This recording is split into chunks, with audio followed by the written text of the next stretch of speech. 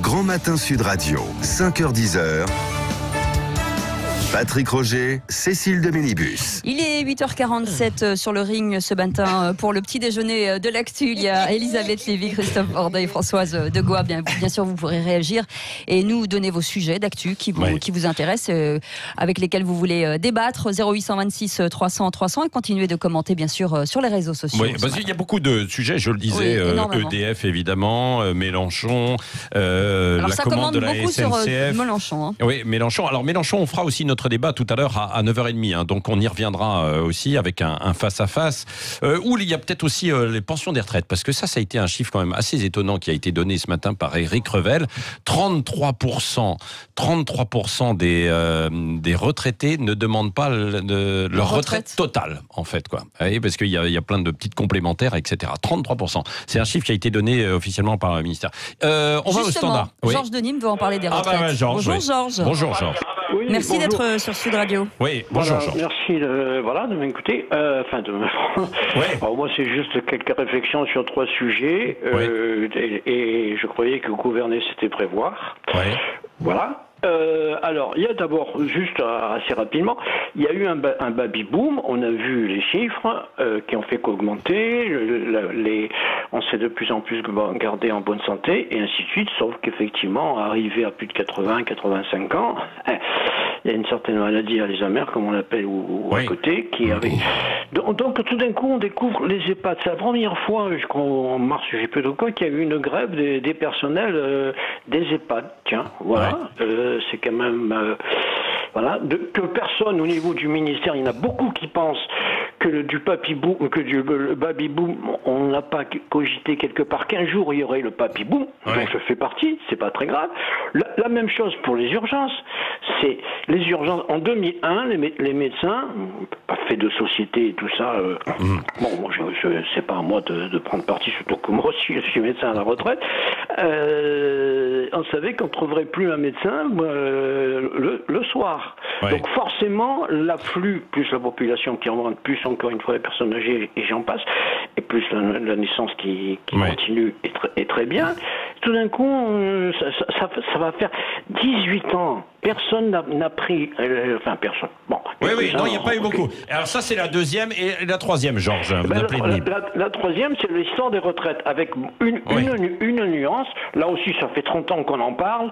Les différents gouvernements ont fait des réformettes. Bon, là, actuellement, il y en a une qui se prépare. Et moi, il y a un truc, contrairement à... pas contrairement. On ne change pas les règles du jeu. Si on disait, par exemple, puisqu'on prend toujours la RTP qui gêne, je ne sais plus trop quoi, le métro, tout ça qui gêne, à tous les gens qui rouspètent, et je le comprends, on leur dit, vous savez, vous aurez moins 5%, ou vous aurez moins 10%, ou vous allez cotiser 5 ans de plus, alors que vos caisses de retraite sont... Alors, la seule chose, là aussi, on a fait des réformettes, peut-être qu'on essaye de faire une avec les modalités. Après, on peut parler des heures entières. Simplement, c'est un truc... Gouverner, Georges, pour résumer en fait ce que vous dites, gouverner, c'est prévoir, et vous avez le sentiment que jusqu'à présent, on n'a pas beaucoup anticipé. C'est pas un sentiment. Non, mais c'est vrai. Et ça, c'est vrai. Et on va y répondre, on va en débattre. Et d'ailleurs, vous pouvez réagir 0826 300 300. Françoise Degois, Elisabeth Lévy et Christophe Bordet. C'est vrai ce que dit Georges. Gouverner, c'est prévoir. C'est sûr que c'est vrai. Il y a peu de prévisions. Je voulais juste un point sur les retraites qui est très important, puisqu'on nous parle de la réforme systémique, ambitieuse, etc. Je voulais juste citer ces statistiques d'Eurostat, organisme très sérieux, sur les fameux modèles de retraite à points, ce fameux modèle de l'Europe du Nord, où ce serait un monde merveilleux, où on aurait tout réformé, notamment les retraites. Eurostat, les chiffres sont effarants. C'est-à-dire que on parle des seniors, 65, les plus de 65 ans. Vous savez dans quel pays le taux de pauvreté est le plus important sur les plus de 65 ans? Justement, en Suède, en Finlande, au Danemark. C'est-à-dire qu'on est en train de nous vendre, je fais pas de procès d'intention, on est en train de nous vendre un modèle. Ah oui, non, mais c'est vrai. Un modèle merveilleux sur lequel les pays en question qui l'ont déjà mis en place sont déjà en train de revenir, pas de revenir à 100%, mais de s'interroger. On se rend compte, au-delà des seniors, la Suède, vous imaginez, 15,5% de taux de pauvreté chez les seniors de plus de 65 ans contre 7% en France. Donc ça veut dire qu'on a testé ce modèle et il ne semble pas si merveilleusement fonctionner que cela. Alors, mais vraiment, il faut quand même le dire. Ouais. Les gens qui ont appliqué le système à points, ou en tout cas qui sont sortis de la répartition, parce qu'avec le système à points, de fait, à un moment donné, on va sortir de la répartition, eh bien, la réalité, c'est que ça fonctionne pas si bien que ça. Elisabeth Lévy, Christophe Bordet. Non, moi, je me pose simplement des questions et je me demande d'abord si le problème, c'est que notre système de redistribution, dans le fond, il est réparti sur plein de tuyaux. Donc, est-ce que la retraite doit aussi être un élément de la redistribution, en plus du reste? Ça, c'est tout de même, ça complique considérablement les choses, mais j'aimerais surtout qu'on me dise, puisque où il y a une réforme, Georges nous a dit, ah oui, on change les règles du jeu. Bah oui, mais les gens qui changent les règles du jeu, c'est nous, en vivant plus vieux, je le répète. Alors, moi, ce que je demande juste, qu'on m'explique, où, dans quel pays, où on a réussi à faire une réforme qui prenne en compte donc l'allongement de la durée de la vie. En tout cas, une réforme juste où personne. Non, mais juste, on ne sait pas ce que c'est juste. Où personne ne soit lésé. Parce que dernier point. Alors ça, le problème, c'est le problème des moyennes. Mais je compte sur notre camarade pour m'éclairer. Je compte sur notre camarade. Il avait 3 de moyenne. Je vous rappelle. Je vous rappelle que quand on fait le calcul des retraites moyennes en France, les retraités ne sont pas particulièrement des malheureux. D'ailleurs, ce sont eux qui aident. Non, mais c'est pour ça que je parle. Non, mais c'est vrai. C'est pour ça d'ailleurs qu'un grand nombre aident à la fois leurs parents et leurs enfants. Non, mais c'est vrai. Donc, on est d'accord là-dessus. Non, mais il y a quand même une chose aussi qu'il faut dire par rapport à ce que vous dites sur le fait que les pays du Nord ont décidé il y a maintenant plusieurs années de passer à cette fameuse retraite à points. Ce point qui est modifié, sa valeur est modifiée chaque année en fonction de la situation économique. Alors que la promesse de départ, c'était pas ça. La promesse du départ, c'est pas ça. Le point reste fixe. Mais ce qui est quand même marquant plus largement, et notamment là-dessus sur la retraite, c'est qu'on a quand même un président de la République avec un gouvernement qui fait une politique économique et sociale, qui est une politique économique et sociale des années 90, même 50 à l'époque, ultra-libérale, etc. Enfin, on a l'impression que la France va à contre-courant de beaucoup de pays aujourd'hui, en étant mondialiste, ultra-libérale, ouverte à tous les vents, etc., etc. Et y compris sur les retraites, où on s'aperçoit aujourd'hui, parce que, attendez, les résultats dans les pays du Nord, le gouvernement actuel les voit. Ils savent très bien ce qui se passe et quelle est la situation avec cette retraite à points. On n'a pas du tout les mêmes structures. Donc, est-ce qu'il faut aller vers cette retraite à points, comme on nous l'a dit?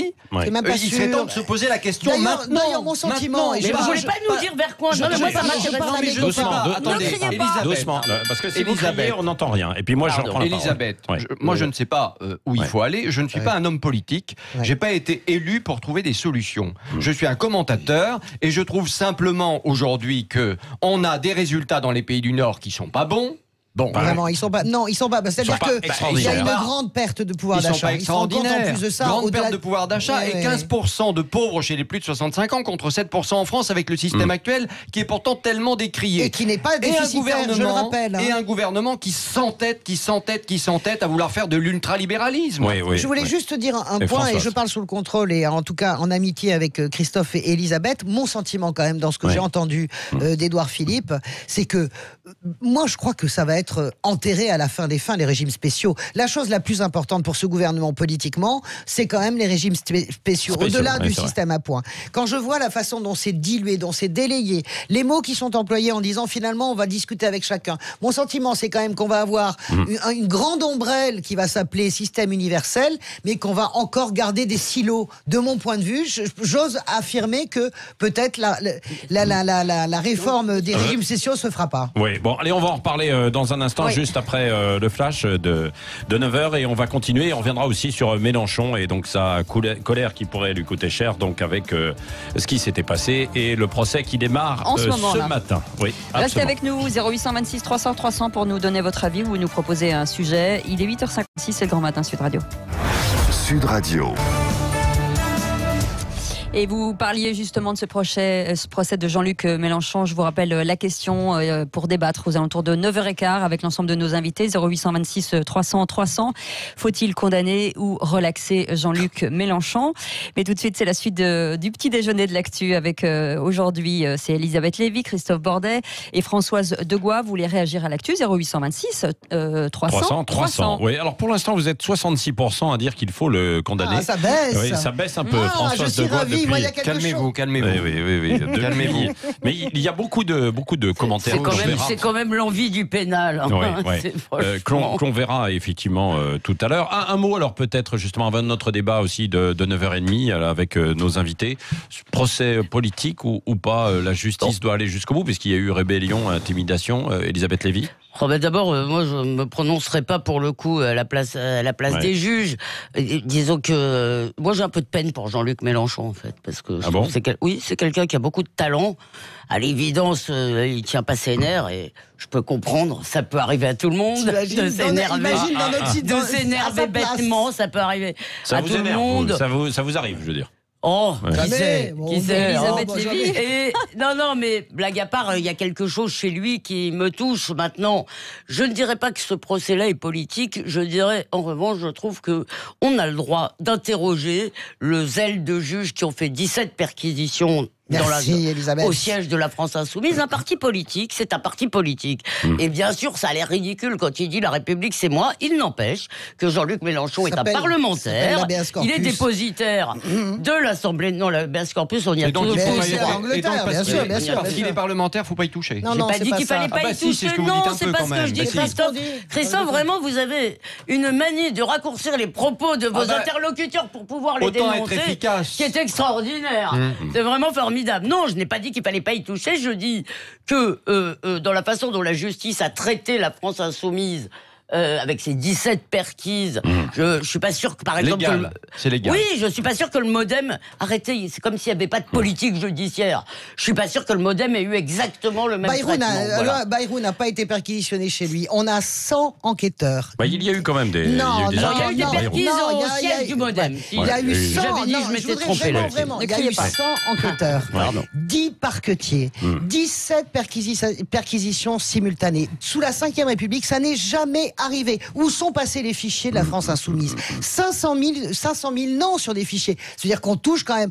Christophe a raison en disant il n'en parlera. Mais c'est la façon dont ça a été fait. On a l'impression qu'on a arrêté Carlos, quoi. Non, alors après, Mélenchon se met à la faute tout seul parce que voilà, il pète les plombs, il est comme ça, c'est son tempérament, etc. Oui, mais quand même, je dis que celui qui nous explique que pour une perquisition, 17 perquisitions au domicile plus au siège de la France Insoumise, grand opposant, Nicole Belloubet n'est pas au courant. Alors que c'est une perquisition de procureur comme la loi. C'est une blague. Que Nicole Belloubet n'est pas au courant. C'est une blague. Emmanuel Macron n'est pas au courant. Excusez-moi, mais là, c'est pas possible de nous prendre pour des idiots. Je voudrais dire un truc qu'on m'a appris, que j'ai appris il y a peu, c'est au moment où Madame Taubira donc, a fait son grand numéro sur le thème « Nous ne donnerons plus d'instructions individuelles », ce qui veut dire, je traduis pour les auditeurs, parce que ça veut dire « Nous n'intervenons plus dans les affaires politiques ». C'est-à-dire, nous ne disons plus, machin, voilà ce qu'il faut faire, Bayrou, intervention personnalisée. Voilà. Donc, quand Taubira a dit ça, eh bien, au même moment, elle a fait adopter une circulaire obligeant les parquets à faire remonter à la direction des affaires criminelles et des grâces, c'est-à-dire au ministère, à la place Vendôme, tout ce qui se passait dans les dossiers sensibles.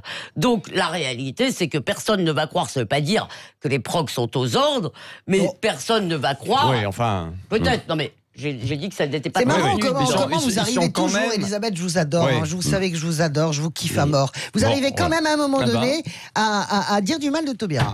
On parle pas de Taubira, là, on parle de Belloubet et de Macron. Non mais c'est pas vrai. Françoise, alors là, c'est extraordinaire. Ça suffit, cette remarque idéologique est tout à fait... Cette remarque idéologique est tout à fait extraordinaire. Cette remarque idéologique est tout à fait extraordinaire. Je dis que l'idée qu'en France, il n'y a aucun lien lien entre le pouvoir et la justice est une idée totalement stupide, absurde. On se moque de nous avec cette histoire. Tout ça, c'est les juges et ça ne nous concerne pas. Voilà, c'est tout. La subtilité. Juste sur un point de droit. La subtilité, c'est que officiellement, le lien, le parquet et le ministère voient ça dans sa globalité. C'est-à-dire qu'il n'y a pas de personnalisation de la directive du ministre. Et c'est là que la faudercherie existe complètement en réalité. Bien sûr que c'est lié directement le parquet, évidemment, et le ministère, mais le texte dit pour la globalité de l'affaire. Alors qu'en réalité, nous ne sommes que dans des personnalisations. Tous les magistrats dépendent pour leur carrière. Bien sûr, écoutez, quand on connaît un peu, tous les magistrats, la même chose, Elisabeth.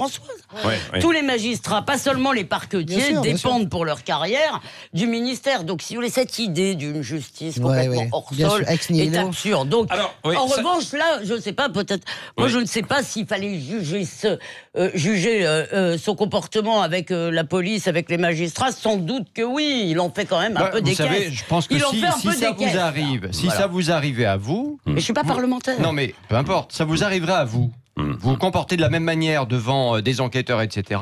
Eh bien, vous êtes mise en garde à vue et comparution immédiate. Hein. Voilà ce qui vous arrive. Oui, mais alors après, pas parlementaire. Après nous dire que c'est un procès politique, alors que justement... attendez, il n'a pas été arrêté sur le champ, il n'a pas été emmené au poste, etc. Ça va, il est reparti libre quand même. Alors là, il y a un procès, et en plus de ça, il fait du spectacle ce matin, parce que, pardon de le dire, mais il suffit de regarder les images, il arrive, oh là là, tous ces gens qui sont là pour moi, on le voit avec son visage, il est tellement content, donc c'est insupportable, il fait du spectacle depuis des semaines là-dessus. C'est pas le genre de taper sur le même clou que tout le monde. C'est insupportable. Ça m'étonne de vous. C'est ce que je pense. Moi, je suis encore une fois en défense de Mélenchon. Je pense que Mélenchon, il fait de la politique. Il fait de la politique véritablement parce que la justice a fait de la paix. Très auto-centré. Alors, explique-moi, donne-moi un politique qui n'est pas narcissique. Donne-moi un politique qui n'est pas narcissique. Objectivement, il fait de la politique parce que, à la base, la justice fait de la politique. Quand on veut se payer Mélenchon au petit matin, chez lui, au domicile, au siège de son parti, avec 17 perquisitions, on fait de la politique. On veut se payer Mélenchon. Mélenchon veut se payer la justice. C'est à genoux. Moi, j'irai pas jusque-là, mais mais à l'origine, il y a des faits quand même. Ça nous amène quand même. Ça nous amène dans ce que vous avez évoqué tout à l'heure avec Taubira, on l'a évoqué avec Bruno Le Maire ce matin avec mon invité Olivier Marleix, quand sur un autre sujet, sur EDF, Bruno Le Maire interrogé par Olivier Marleix dit vous êtes en train de démanteler en fait EDF, vous êtes en train de brader comme vous l'avez fait avec Alstom. Bruno Le Maire lui dit non, on va garantir, on va garder notre fleuron industriel national. Donc il l'accuse et ensuite Marleix l'accuse de mensonge. Ça m'amène en fait au mensonge en politique. Est-ce que on l'utilise en fait beaucoup? Taubira, donc c'est du mensonge. Comme Ségolène Royal, Françoise, Ségolène Royal sur cette histoire en fait d'ambassadrice. Qu'est-ce que vous racontez? Vous racontez Twitter qui explique qu'elle est payée, par exemple, elle n'a jamais été rémunérée. Non, je parle qu'en fait elle des conseils de l'Arctique auxquels elle dit qu'elle participe, elle y participe. Vos conneries là-dessus, c'est pas vrai. J'ai l'agenda de Ségolène Royal. On peut pas raconter n'importe quoi. Valeurs actuelles, elle peut pas dire n'importe quoi. Ça, c'est pas valeur actuelle, ça. Bien sûr. Et sur Twitter, on peut pas raconter n'importe quoi non plus. Le boulot d'ambassadeur des...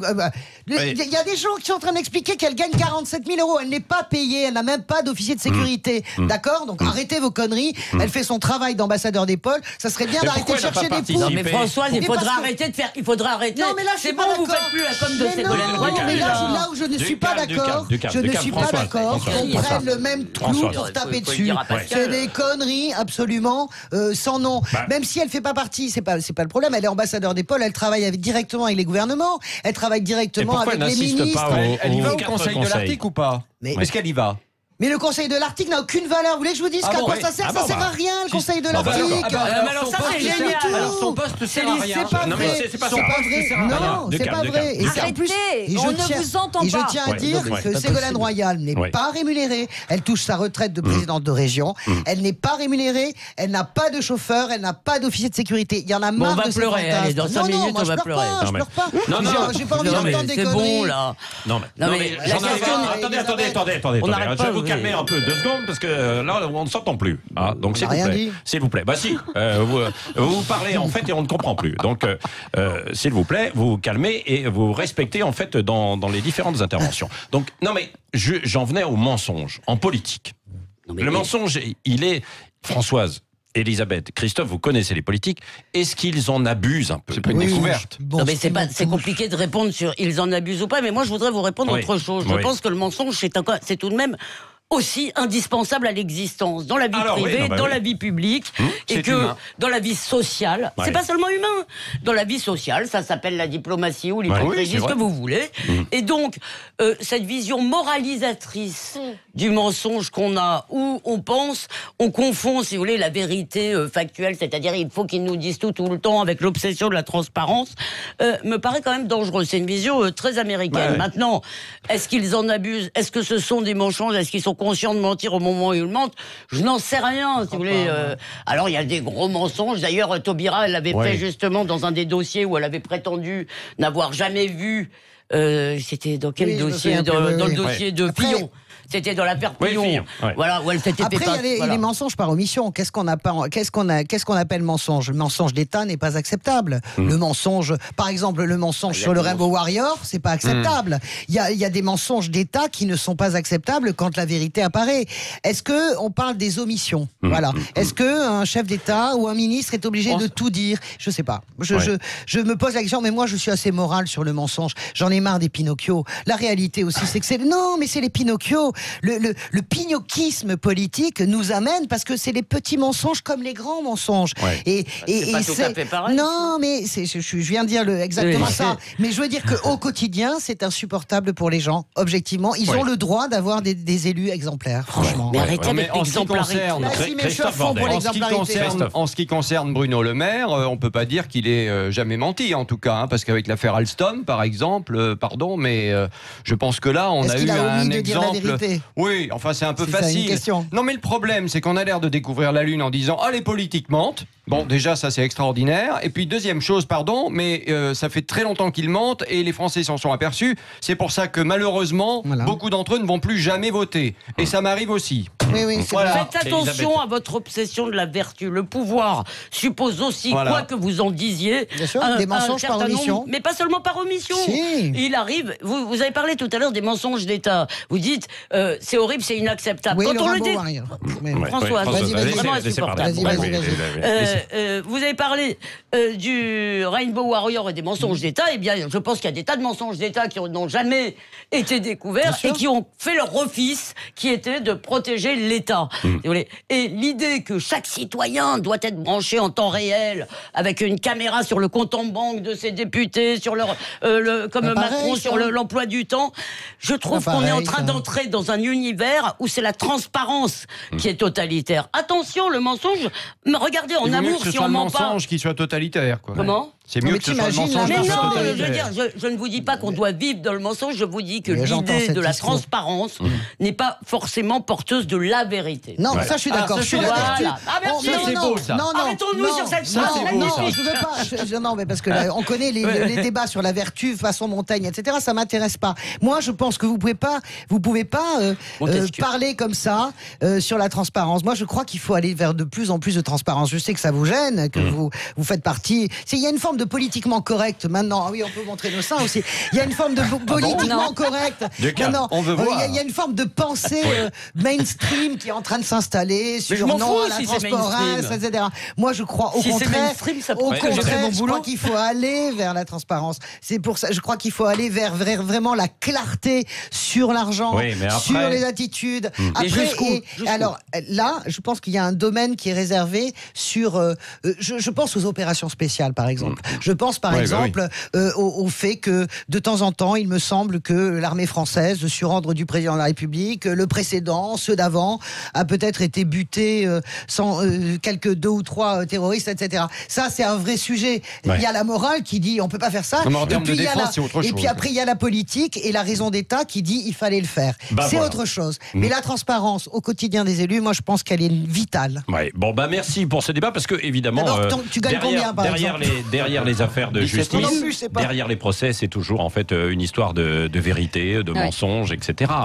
On cache ou on ne cache pas, effectivement. Et donc, en toile de fond, c'est ça, quoi. C'est profondément humain. Allez, merci Elisabeth, Françoise.